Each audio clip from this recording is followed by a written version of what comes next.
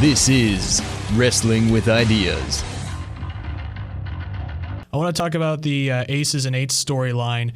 How would you describe that storyline and being involved with it?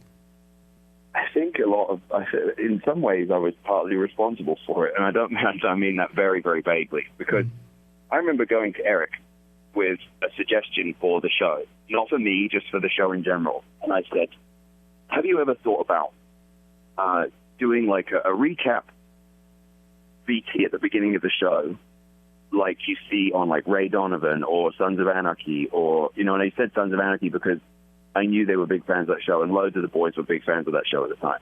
And I said, look, Eric, we've got a 2-hour show.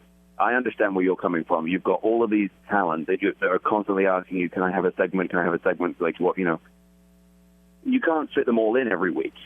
But if you want all of these storylines to stay relevant and to be meaningful, why don't you do like they do on those shows that have tons of storylines all going at once?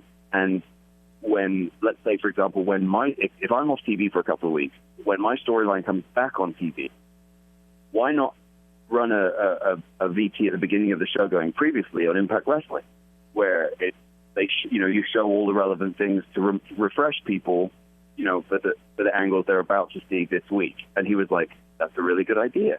That's great. I can't believe I didn't think of that. Like, that's brilliant. We're constantly saying like how hard it is to keep the angles going, without giving everybody TV time. He's like, that's great. Like, good idea.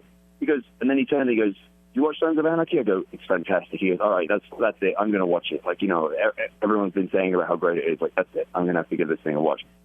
And then, like, I just remember, like, a few months later, we saw this, we saw, like, the whole Aces and Eights thing come together, and we sort of went, oh, no, like, it's exactly like Sons of Anarchy. Like, I've never been this is my personal taste. I've never been a huge fan of stuff that's, like, a blatant kind of, I don't want to use the word rip-off because that's not really fair, but, like, a blatant kind of tribute to something that closely. I don't mind the stuff that's inspired by or this and that. Like, if someone wanted to wear a cut and all that kind of thing, like, that's fine. But when you created a whole group and then, like, they were saying some of the same stuff, and I think, like, for us, I think the thing that was the thing that stood out on us was, like, none of them rode a motorcycle. They didn't have any bikes.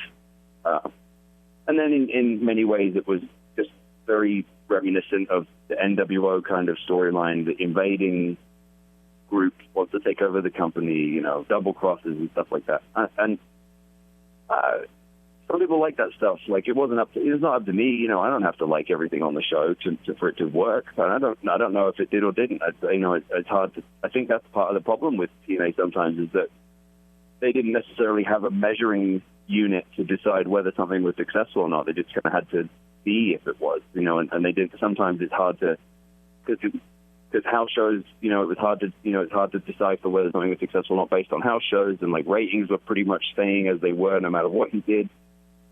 And that's where I think like the bigger problem really came from people paying way too much attention to like Twitter and like the online community. Like I've always spoken up quite heavily about that. I always thought that was a mistake. Keep updated with everything going on with Wrestling with Ideas by following us on Twitter or leaving a like on the Wrestling with Ideas Facebook page.